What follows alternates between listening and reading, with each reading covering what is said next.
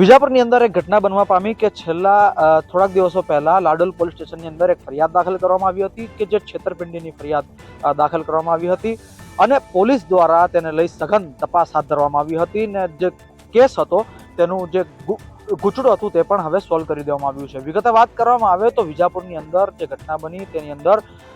લાડોલ નાબરામપુરાની અંદર ઉપશિક્ષિકા હતા શોભનાબેન વિક્રમભાઈ પટેલ કે જેમના દ્વારા ફરિયાદ લખાવવામાં આવી હતી કે તેમની સાથે મોટી રકમની છેતરપિંડી આચરવામાં આવી છે. વાત કંઈક એમ હતી કે જે બે આરોપીઓ હતા તે શોભનાબેન પાસે આવ્યા હતા સાધુના વેશની અંદર અને તે લોકો દ્વારા એવું કહેવામાં આવ્યું હતું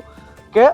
તમારી સંસ્કારી વહુ મળે એટલા માટે આપણે વિધિ કરાવવાની છે અને આ વિધિના નામે વારંવાર પૈસા લેતા ગયા અને આ આંકડો એક મોટી રકમ સુધી પહોંચી ગયો. ત્યારે શોભનાબેનને જ્યારે ખબર પડી કે આ તો છેતરપિંડી કરવામાં આવી છે ત્યારે શોભનાબેન પોલીસ સ્ટેશન ખાતે આવ્યા હતા અને પોલીસ સ્ટેશન ખાતે આવીને તેમને ફરિયાદ દાખલ કરાવી હતી. ફરિયાદ દાખલ કરાવ્યા બાદ પોલીસ દ્વારા ચેકિંગ હાથ ધરવામાં આવ્યું, તપાસ હાથ ધરવામાં આવી અને તે બાદ પોલીસ દ્વારા બે આરોપીઓ કે જેમાં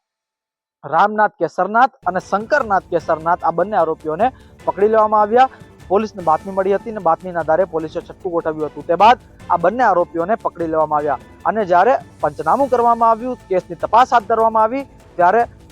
9 લાખ રૂપિયાની રોકડ રકમ અને 9 લાખ રૂપિયાના દાગીના આમ કુલ 18 લાખ રૂપિયાનો માલ અને મુદ્દા માલ સહિત કુલ 60 લાખ રૂપિયાનો માલ પોલીસ દ્વારા કબજે કરવામાં આવ્યો અને હવે આરોપીઓને હાથે લઈ પોલીસે વધુ તપાસ હાથ ધરી છે અને હવે જોવાનું છે કે આરોપીઓને કઈ રીતે સજા આપવામાં આવે છે. કેમેરા પર્સન બાબા સૈયદ સાથે મોહિબ વોરા, ટાઈમ્સ ઓફ ગુજરાત, લાડોલ, વિજાપુર.